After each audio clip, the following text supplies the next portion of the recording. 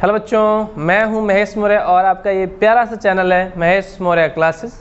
अब तक हमने आपको गॉस के फिजिक्स 12th में गॉस के नियम में गॉस के अनुप्रयोग का सीधे धारावाही चालक और मैंने एक परत के वजह से कितना वैद्युत क्षेत्र होता है मैंने आपको निकालना सिखा दिया है। अगर आपने पीछे जाकर नहीं देखा है तो उसे जाकर देख सकते हैं। ठीक, अगला अनुप्रयोग लेकर हम आपके लिए आए हैं जो कि है चालक पट्टिका के कारण वैद्युत क्षेत्र की तीव्रता कितनी होगी, हमें ये निकालना है। इस बार हमें चालक दिया गया है और पट्टिका की बात की गई है। तो हम मान लेते हैं कि हमारे पास एक चालक है और चालक है तो पट्टी के रूप में है। पट्टी का मतलब होता है जैसे कि हमारे पास कोई मोटी परत है, मोटी परत हमें दी गई है, उसके लिए निकालना है।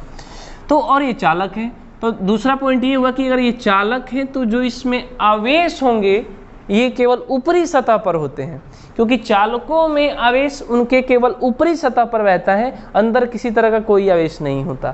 ठीक, अच्छा, तो हमने मान लिया कि ये कोई धनावेशित है, चालक धनावेशित है, तो हमने धनावेश मान लिया चारों तरफ इसके कि ये चालक धनावेशित दे रखा है हमें, और इसके वजह से हमें वैद्युत क्षेत्र की तीव्रता निकालनी है किसी बिंदु पर, कहीं भी निकाल सकते हैं, इधर निकाल लेंगे हम।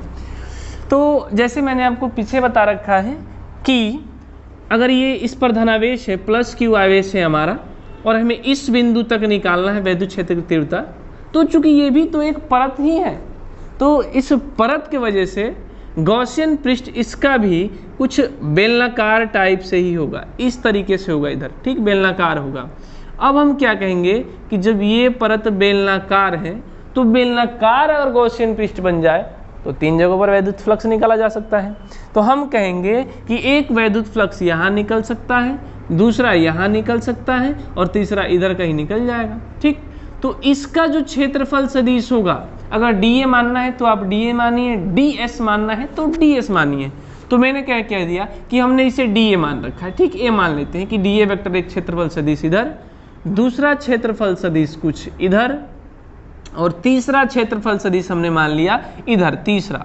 ठीक, डीए मान लिया हमने इसे भी, आपकी मर्जी है डीए1 डीए2 इस तरीके से हम मान सकते हैं।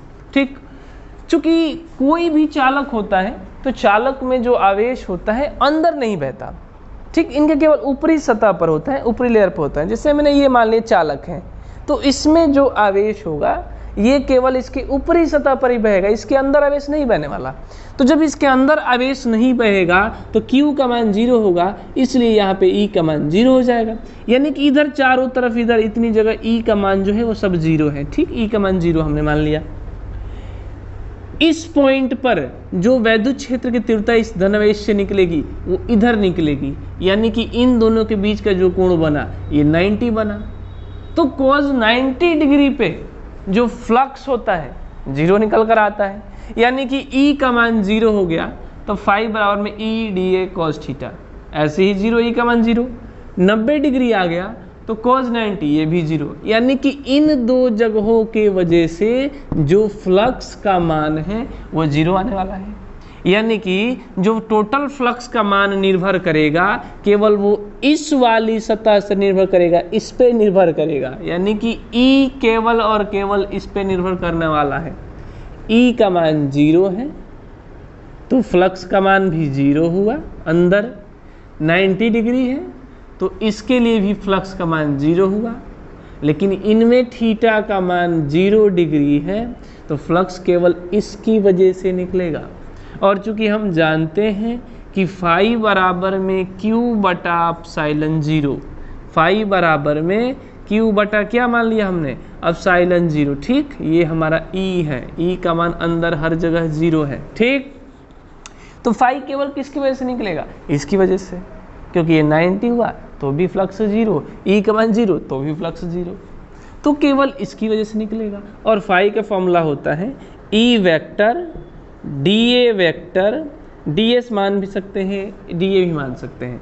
ठीक, बंद पृष्ठ बराबर Q बटा एप्सिलॉन 0, तो ये बन जाएगा E D A cos theta और Q बटा एप्सिलॉन 0। E बाहर ले लेंगे, थीटा का मान कितना है 0, तो कह देंगे कि E समाकलन dA और cos 0 रखेंगे तो cos 0 डिग्री का मान 1, यानी कि E dA बराबर में Q बटा एप्सिलॉन 0, यानी कि ई बराबर डी ए का समाकलन ए और क्यू बटा एप्सिलॉन 0।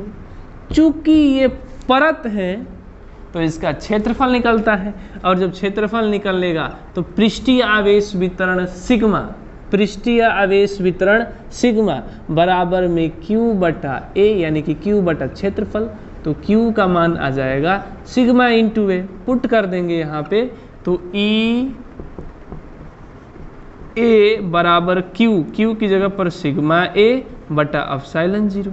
ए से ए खत्म, तो ई का मान निकल कर आया क्यू बटा सिग्मा बटा एप्सिलॉन 0।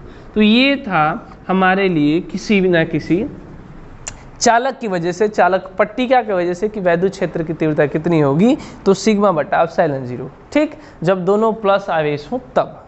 चलिए, अगर आपको ये वीडियो अच्छा लगा हो तो लाइक कीजिए, सब्सक्राइब कीजिए, और कोई भी आपको इसमें डाउट हो तो मुझे कमेंट बॉक्स में लिख सकते हैं। ठीक।